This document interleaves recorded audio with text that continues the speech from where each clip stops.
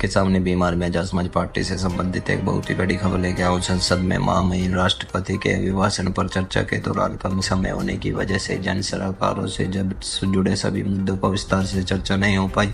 फिर भी अपने इस भाई बेटे ने कोशिश की कि वंचित तबके के सम्मान स्वाभिमान से जुड़े मुद्दों के अलावा जातिवाद, जनगणना, युवा, बेरोजगार, किसान, पुरानी पेंशन, रिजर्वेशन, इंफॉर्मेशन, निजी क्षेत्रों में आरक्षण, आंगनबाड़ी कार्यकर्ता, आशा बहनें, भोजन माता, NFS, वॉलंटरी, MSP, सफाई कर्मचारी व पुलिस कर्मियों से जुड़े अहम मुद्दे को उठाया। मैं संसद में कहना चाहता था कि उन मुद्दों से आप विस्तार से यहाँ पढ़ सकते हैं, लेकिन ध्यान रहे कि अंत नहीं, अभी तो मुद्दों की शुरुआत है। आपसे किया एक वादा पूरा करके रहूँगा। जय भीम, जय मंडल, जय भारत, जय संविधान। भीम आर्मी चीफ ने इसके बाद संसद में जो बोला है आपको विस्तार से पढ़कर मैं बताता हूँ। सभापति महोदय, महामहिम राष्ट्रपति जी ने अभिभाषण पर धन्यवाद प्रस्ताव पर बोलने का आपने मुझे समय दिया, उसके लिए मैं आपका अत्यंत आभारी हूँ। सभापति महोदय, सर्वप्रथम बहुजन समाज में सभी महापुरुष अर्थात महात्मा ज्योतिबा फुले, भारत रत्न बाबा साहब डॉक्टर अम्बेडकर जी एवं मान्यवर काशीराम जी, कोरनावन एवं नगीना की महान जनता के साथ साथ भीम आर्मी व आजाद समाज पार्टी के साथियों का आभार प्रकट करने हुए अपनी बात शुरू करता हूँ। इसके बाद अपने कुलगुरु गुरु रविदास जी महाराज की को नमन करता हूँ, जिसने दुनिया में लगभग 600 साल पहले बेगमपुरा शहर बसाकर दुनिया का सबसे लोकतांत्रिक दर्शन दिया। यानी कि सभापति महोदय, सामाजिक न्याय तभी हो सकता है जब जातीय जनगणना अनिवार्य है, उसके बिना सामाजिक न्याय अधूरा है।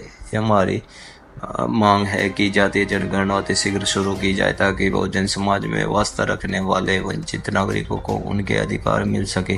संख्या के आधार पर आरक्षण की सीमा बढ़ाई जाए। सभापति महोदय, वही शहरी और ग्रामीण विकास पर बोलते हुए महामहिम राष्ट्रपति जी ने कहा है कि सरकार हमारे शहरों में दुनिया में रहने के लिए सर्वोत्तम स्थान बनाने में प्रतिबद्ध है, जबकि भारत की 70% आबादी ग्रामीण में रहती है। इसलिए हमें विकास तो ग्राम में करना चाहिए। सभापति महोदय, आज भी उच्च शैक्षणिक स्थानों में बहुजन समाज में छात्रों को जाति उत्पीड़न के कारण आत्महत्या की घटनाएं बढ़ती जा रही है। ऐसा ही सरकार दफ्तरों में SC, ST, OBC, मुस्लिम, सिख, बौद्ध, ईसाई, जैन धर्म के कर्मचारियों पर जाति धार्मिक भेदभाव का शिकार हो रहे हैं। पुरानी पेंशन को बहाल किया जाए। जो कर्मचारी देश सेवा में लगे हैं उनके बारे में सोचना पड़ेगा। सभापति महोदय, भारत के अंदर सबसे ज़्यादा पढ़ा लिखा वर्ग ही सबसे ज़्यादा बेरोजगार है। मैं ये चाहता हूँ कि बेरोजगारी भत्ते के वर्तमान महंगाई के दर से उन्हें बढ़ोतरी की जाए और शिक्षित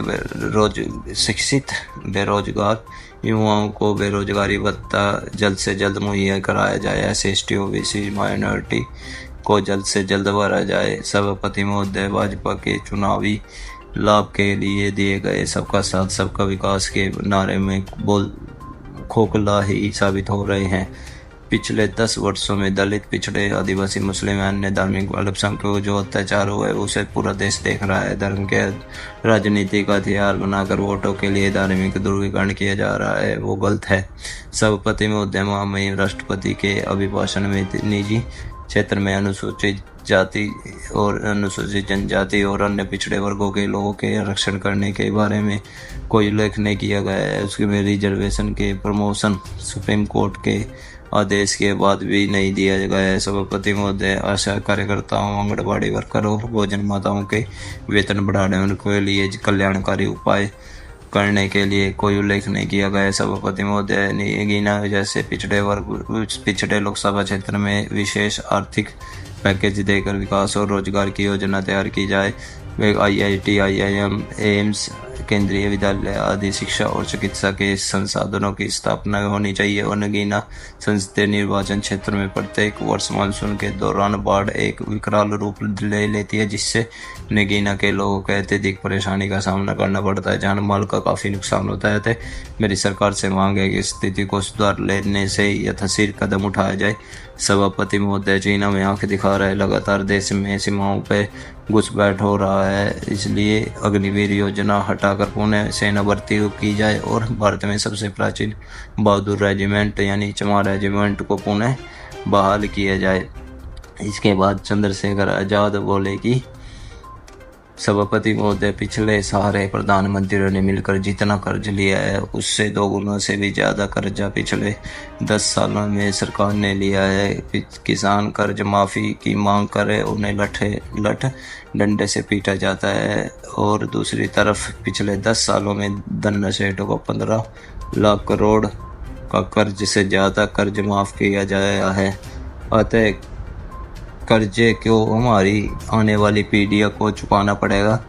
सभापति महोदय, किसानों के एमएसपी की गारंटी यानी लीगल गारंटी मिलनी चाहिए तथा उनके कर्जा माफ़ किया जाए।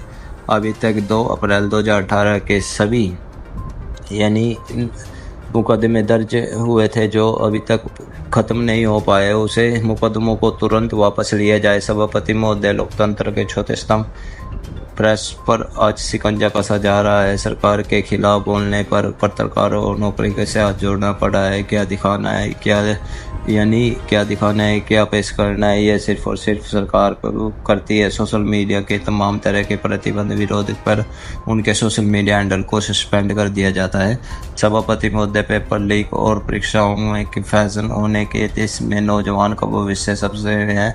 नीट यूपी सिपाही भर्ती 59,000 शिक्षक भर्ती उदाहरण है। 59,000 शिक्षक भर्ती के अभ्यर्थी खून के आंसू रो रहे हैं, कोई सुनने वाला नहीं है। बेरोजगारी का अंत जेल रहे युवाओं के लिए कार्य योजना बनानी होगी, वरना हमारा डेमोग्राफिक डिजास्टर के रूप में बदल जाएगा। सभापति महोदय, नारी सम्मान की बात करने वाले यह सरकार महिलाओं पर कितना सम्मान करती है यह देश देख चुका है। मणिपुर में कैसे महिलाओं को नग्न अवस्था में घुमाया जा रहा है, और इसके साथ पूर्व भाजपा सांसद कैसे हमारी पहलवान बेटियों का शोषण कर रहा है, और इसके साथ साथ सरकार मौन धारण किए बैठी है। इसके साथ साथ हाथरस की बेटी सब हुआ न्याय, और परिवारों को जो सरकार ने वादे किए थे वो भी पूरा नहीं हुआ है।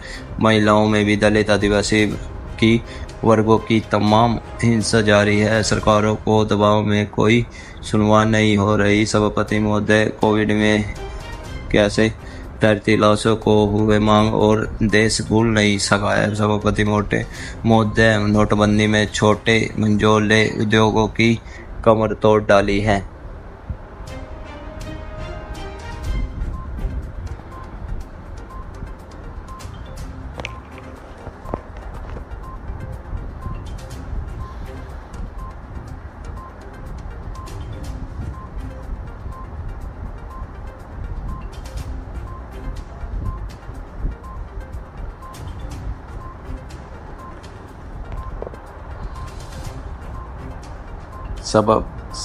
सभापति महोदय, शैक्षणिक संस्थानों, विश्वविद्यालय और चिकित्सा संस्थानों में ओबीसी, एससी, एसटी के योग्य अभ्यर्थियों का फंड रुपये NFS दिखाकर सीटों को नहीं भरा जा रहा है। अतः सरकार ने मेरी मांग है कि इस तरह से तत्काल प्रभाव से रोका जाए और लेटर एंट्री संविदा ठेकेदारी की व्यवस्था को बंद करके पक्की नौकरियां दी जाए। देश कितना आगे बढ़ा है इसके सबसे बड़ा उदाहरण है कि आज भी हमारे लोग सिविल में मर रहे हैं। आज भी हमारे परिवार की महिलाएं सर पर मैला उठाने के लिए यानी बातें हैं। समान काम समान वेतन लागू हो, सफाई कर्मचारियों को इस समस्या से मुक्ति दिलाई जाए। सभापति महोदय, हमें प्राइवेट सेक्टर में काम करने वाले कर्मचारियों के बारे में भी गंभीरता से सोचना चाहिए। कई प्राइवेट संसाधनों में कर्मचारी 8 घंटे की बजाय 10 से 12 घंटे काम करना पड़ता है। इससे पहले से देश में कर्मचारियों के न्यूनतम वेतन 20,000 रुपये होने चाहिए। साथ ही साथ किसी भी कर्मचारी को 8 घंटे से ज़्यादा काम न लगाया जाए। उदाहरण के तौर पर उत्तर प्रदेश में पुलिस कर्मचारी को 24 घंटे ड्यूटी करनी पड़ती है, ना समय पर अवकाश मिलता है और ना ही बॉर्डर स्कीम जैसी समस्याओं पर उनका सम्मान करना पड़ता है। उसके वेतन की विलंबना को भी दूर नहीं किया जा रहा है। सभापति महोदय, महामहिम राष्ट्रपति जी ने धर्म और आस्था की बात की, लेकिन इस देश में वंचितों की आस्था का कोई मूल्य नहीं है। इसका उदाहरण है राम मंदिर के फैसले से पहले दिल्ली में तुगलकाबाद स्थित हमारे प्राचीन सतगुरु रविदास जी के गुरु को यानी माननीय सर्वोच्च न्यायालय द्वारा आदेश दिया गया था कि इसे दोबारा मनाया जाए, लेकिन चंडीगढ़ में स्थापित प्राचीन गुरु रविदास को तोड़ने की तैयारी चल रही है। सभापति महोदय, अपनी बात को समाप्त करने से हुए मैं ये कहना चाहता हूँ कि यह देश जितना दूसरों का है उतना ही हमारा भी है। हम मरने के लिए पैदा नहीं हुए हैं, हमें भी जीने का अधिकार है। सब कुछ होते हुए भी दलित, पिछड़े, आदिवासी, मुसलमान और हिंसा की घटनाएं नहीं रुक रही। मूछें रखने पर, घोड़ी पर बैठने पर, मटकी चूने पर हत्या हो रही है। इसलिए मेरा आपसे आग्रह है कि इन घटनाओं को रोकने के लिए इन पर केंद्र और राज्य सरकारों का संज्ञान लेना अति आवश्यक है।